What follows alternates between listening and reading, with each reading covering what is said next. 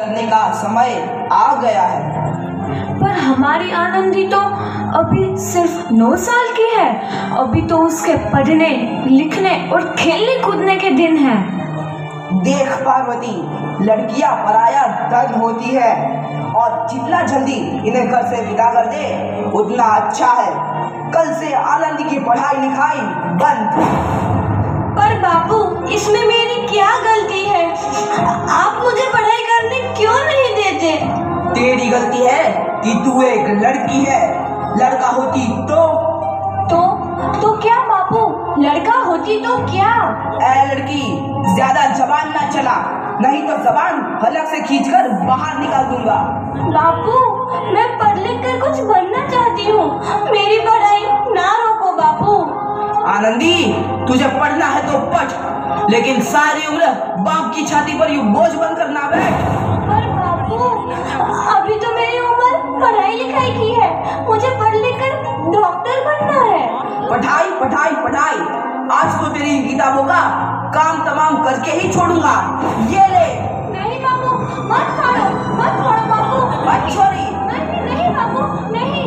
बापू, ये तुमने क्या किया? तुमने मेरी इन किताबों को ही नहीं फाड़ा बापू, मेरी किस्मत फाड़ दी, मेरी किस्मत। ये कॉपी किताबें ना सिर्फ छोरों के हाथ में अच्छी लगती है, लड़कियों के हाथ में तो सिर्फ मेहंदी अच्छी लगती है, मेहंदी। पर बापू, मैं लड़की हूँ तो क्या हुआ? लड़का और लड़की तो हमारी दोनों आंखों के समान होते हैं। चुप कर आनंदी, और यह एहसान मान कि अब तक जिंदा है तू। कहीं बचपन में गला दबाकर मार दिया होता तो यह तेरी बकबक नहीं सुननी पड़ती आज। पर बापू, मुझे चूल्हा जलाना अच्छा ना लगे है। देख छोरी, जितना जल्दी हो तू चूल्हा जलाना सीख ले, उतना ही अच्छा है तेरे लिए। और हाँ, तेरा ब्याह तो होगा, वो भी कल के कल। अगला जीवन है तुम्हारी यही कहानी। आंचल में है दूध और आंखों में है पानी। मुझे माफ कर दे बेटी, तेरे बापू के जिद के आगे मेरी एक न चलेगी। माफ कर दे बेटी, मुझे माफ कर दे। इस प्रकार मात्र 9 वर्ष की छोटी उम्र में आनंदी का विवाह गोपाल राव जोशी से हो गया। बाल विवाह एक सामाजिक कुरीति है और इस कुप्रथा का शिकार होना पड़ा आनंदी को। 5 वर्ष बाद आनंदी 14 साल की हो गई है। उसके घर एक शिशु ने जन्म लिया है। देखते हैं आगे क्या हो। देखिए ना, इसे क्या हो गया है? इसका माथा तो अंगार की तरह तप रहा है। इसे तो बहुत तेज बुखार है। आप बिना कुछ भी बोलते हैं, दीजिए मुझे। माधव, जल्दी से वैद्य जी को बुला के लाओ। जी, अभी बुला के लाता हूँ। ये तुम क्या कर रही हो आनंदी? भगवान की विभूति लगा रही हूँ। बस करो आनंदी, ये सब अंधविश्वास है।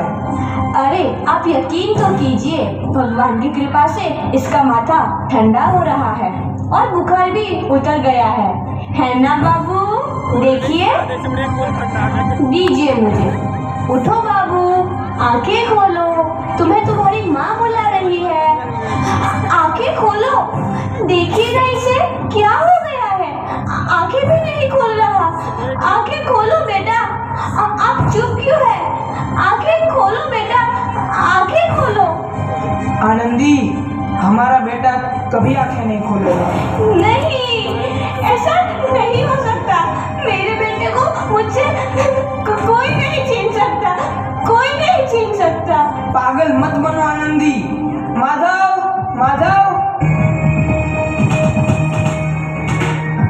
आनंदी, बंद करो ये पागलपन। भगवान ने मेरा बच्चा छीन लिया। भगवान ने नहीं, तुम्हारी अशिक्षा और अंधविश्वास ने तुम्हारा बच्चा छीना है। अगर तुम पढ़ी लिखी होती तो आज हमारा शिशु जीवित होता। तुम अनपढ़ थी आनंदी, अनपढ़। नहीं, अब मैं अनपढ़ नहीं रहूंगी मैं अनपढ़। मैं पढ़ूंगी ताकि कल किसी और आनंदी को इलाज के अभाव में अपना बच्चा ना खोना पड़े। शाबाश आनंदी, और यही तुम्हारे अपराध के लिए प्रायश्चित भी है।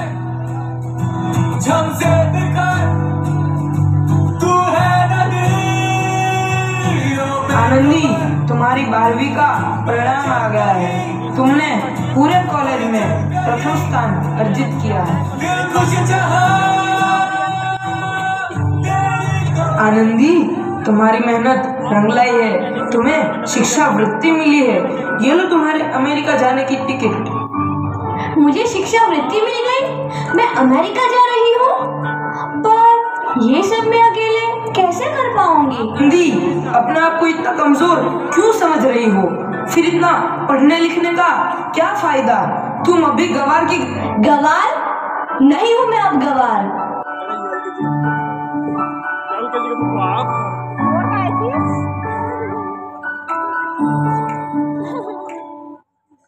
तो इस प्रकार 7 अप्रैल 1883 को आनंदी अमेरिका के पेंसिल्वेनिया के लिए रवाना हुई और 3 साल बाद उन्होंने डॉक्टर ऑफ मेडिसिन की उपाधि प्राप्त कर ली। इधर आनंदी के पिता की तबीयत बहुत खराब है। आगे क्या होता है देखते हैं। लगता है अब मेरे जाने का समय आ चुका है। अब मैं नहीं बचूंगा। ऐसा मत बोलो। शहर के सिटी हॉस्पिटल में अमेरिका से डिग्री लेकर कोई बड़ा डॉक्टर आया है। एक बार वहां चलकर दिखा लेते हैं। हाँ, सही बोला भैया। कम से कम दिल को तसल्ली तो मिल जाएगी। हाँ हाँ, चलो चलो जल्दी हॉस्पिटल चलते हैं।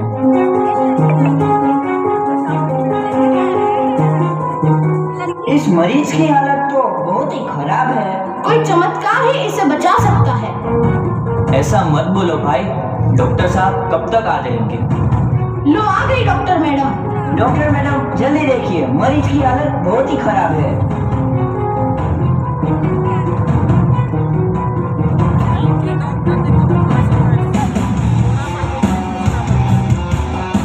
अब आप बिल्कुल ठीक हैं। मौत के मुंह से आपको बचाया है डॉक्टर मैडम ने। डॉक्टर साहब ने मुझे बचा लिया। मुझे मिलना है डॉक्टर साहब से। डॉक्टर साहब नहीं, डॉक्टर मैडम बोलो। डॉक्टर मैडम, उन्होंने ही तुम्हें जीवन दान दिया है। लो आ गई डॉक्टर मैडम, मिल लो उनसे। डॉक्टर मैडम, आपका बहुत बहुत धन्यवाद। आपने मेरी जान बचाई। इसके बदले में मैं गरीब भला आपको क्या दे सकता हूँ? वचन वचन चाहिए मुझे कि कभी ये नहीं कहोगे कि लड़कियां कुछ नहीं कर सकती। वचन? ये कैसा वचन? अरे श्यामलाल, तुमने पहचाना नहीं? तुम्हारी बेटी आनंदी। आनंदी? मेरी बेटी आनंदी डॉक्टर? हाँ बापू, वही आनंदी जिसके लिए बचपन में तूने चूल्हा और दूल्हा के अलावा कुछ नहीं सोचा था। आनंदी, आनंदी मेरी बेटी, मुझे माफ कर दे। मैं तेरा गुनहगार हूँ बेटी। नहीं नहीं बापू, वही आनंदी जिसके हाथ पीले करके तुम उसकी सारी जिंदगी काला कर देना चाहते थे। माफ कर दे मुझे मेरी बच्ची, माफ कर दे। मैं तेरा अपराधी हूँ मेरी बच्ची, माफ कर दे। नहीं बापू, मैंने तो तेरा एहसान चुकाया है। याद है ना अपना एहसान जो बचपन में तुमने मुझ पर किया था? ताने सुना सुना कर जीते जी मार डाला था मुझको। अब बोल, और किस किस को मारेगा? आनंदी बेटी, मुझे माफ कर दे मेरी बच्ची। मैं तेरा गुनहगार हूँ। बाबू, आपने ही तो बोला था किताबें सिर्फ बेटों के हाथ में अच्छी लगती है, बेटियों के हाथ में तो सिर्फ मेहंदी। बेटों और बेटियों में फर्क करना तो आंखों में फर्क करने समान है। एक का पढ़ना और दूसरे का ना पढ़ना सामाजिक अंधकार है बापू, सामाजिक अंधकार। उपकार मांगता हूँ मैं तुझ जैसी बेटी का, जिसने सारी उम्र मुझसे कुछ ना मांगा तो सिर्फ बराबरी का दर्जा। वरना सच तो यह है कि मैं तेरी माफी के लायक भी ना हूँ। मुझ जैसा बाप तेरी बराबरी कर सके उसके मैं लायक भी ना हूँ मेरी बेटी, लायक भी ना हूँ। अपने बापू को क्या माफ नहीं करोगी आनंदी? माफ कर दो आनंदी, माफ कर दो। सुबह का भूला यदि शाम को घर लौट आए तो उसे भूला नहीं कहते। बापू। तो इस प्रकार आनंदीबाई जोशी ने अपनी मेहनत और अटूट इरादे से न केवल भारत की पहली महिला डॉक्टर बनी, बल्कि आगे चल के उन लड़कियों के लिए सुनहरा रास्ता दिखा गई जो जीवन में कुछ कहना चाहती थी।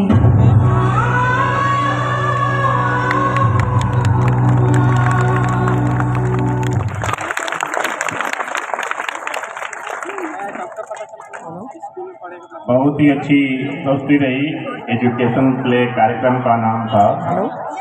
एजुकेशन प्ले कार्यक्रम से प्रभावित होके हमारे यहाँ मुख्य अतिथि द्वारा मिस्टर अनमोल सिंह जी के द्वारा 500 रुपए का पुरस्कार दिया गया है। जोरदार तालियों से स्वागत करिए। एजुकेशन प्ले कार्यक्रम से प्रभावित होकर इसी क्रम में डॉक्टर चंद्रशेखर जी के द्वारा भी 200 रुपए का पुरस्कार दिया गया है।